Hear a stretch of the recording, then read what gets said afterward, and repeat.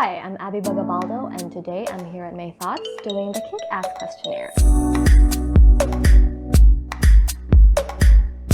Thank you. The first thing I did after I was notified that I was one of the Bagong Rizal 2019, a national award given by the Philippine Center for Gifted Education was, I remember being notified through call. It was a Wednesday. The prayer meeting was done and someone was calling me and I had to go out of our unit to find signal. When I answered the call, the guy was like, "Hey, you're one of the representatives of NCR." And I remember the first thing I did was I ran back to the unit and told my family, and we were screaming and we were just happy. What pushed me to fight for the rights of the students of the alternative learning system in 2016 at the Department of Education?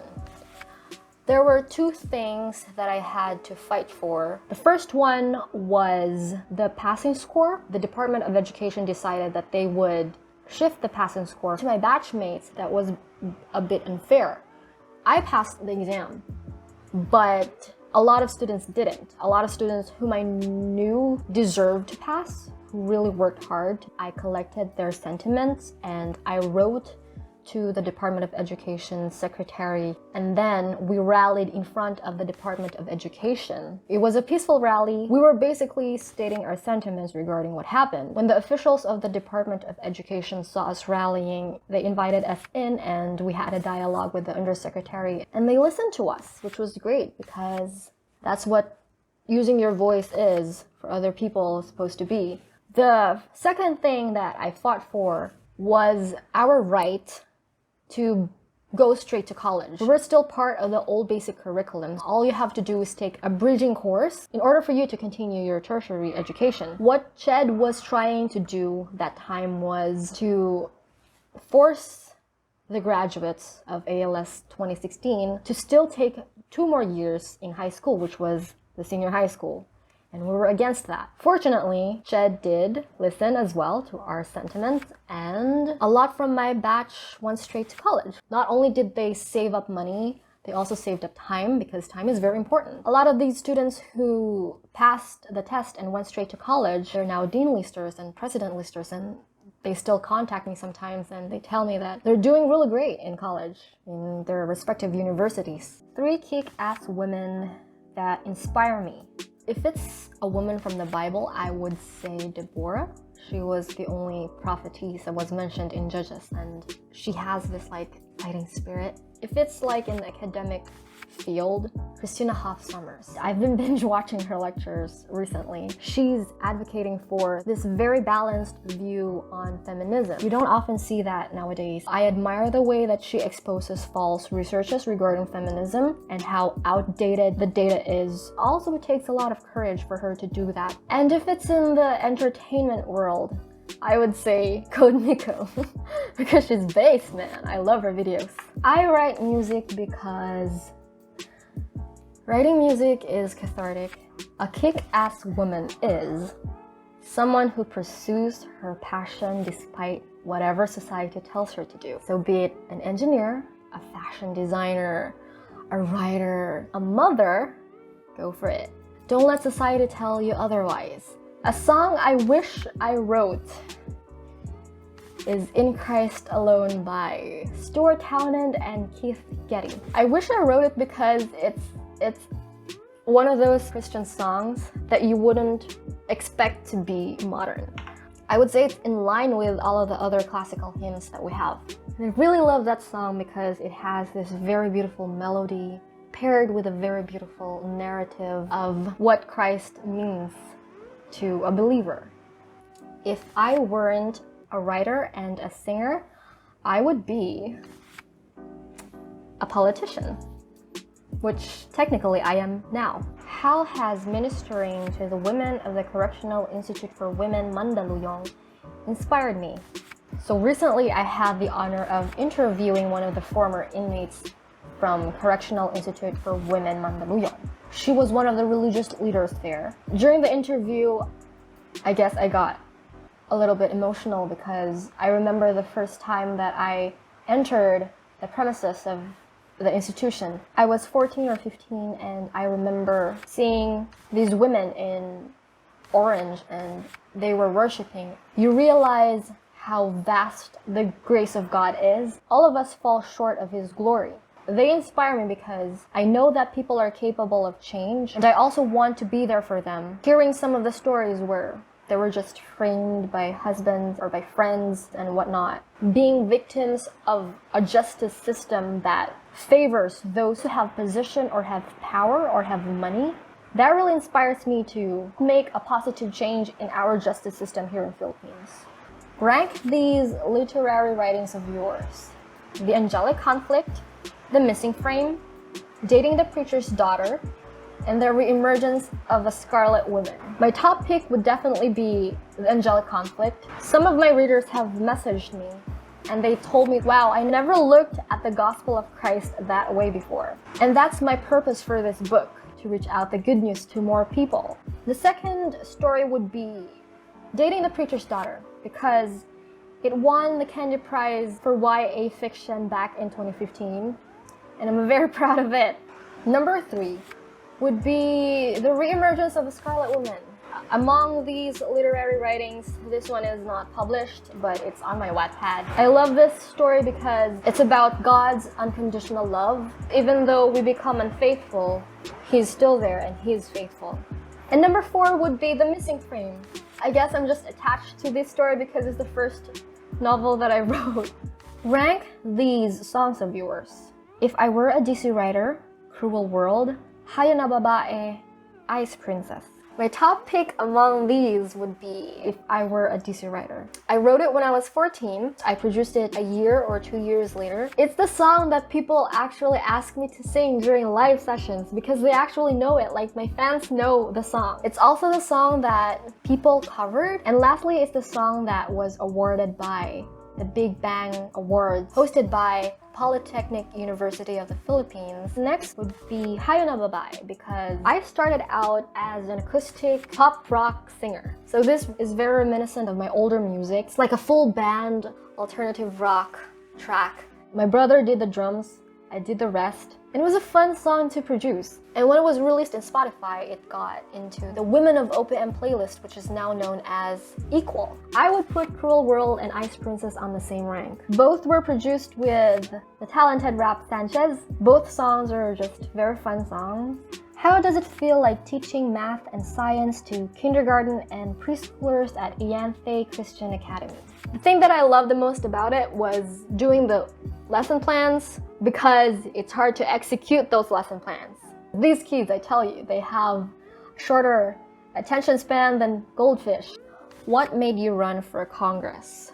I never thought that I would be a politician, to be honest. Actually, I had a time when I tried to stay out of politics, but as I grow older and older, I realized that I can't really set aside politics. I'm too much involved in societal activities because I've been a civil leader, I'm a religious leader, I've been part of fundraising activities for typhoon victims, for women. I still notice up to now the lack of proper leaders in the country. And so from all of the knowledge that I've gained throughout the years from my non-formal and formal education, I had this realization that I can be involved being in real service of the people without being abusive of power. So in the upcoming 2022 elections, I am running for a legislative seat, specifically a representative of District 2, Quezon Province.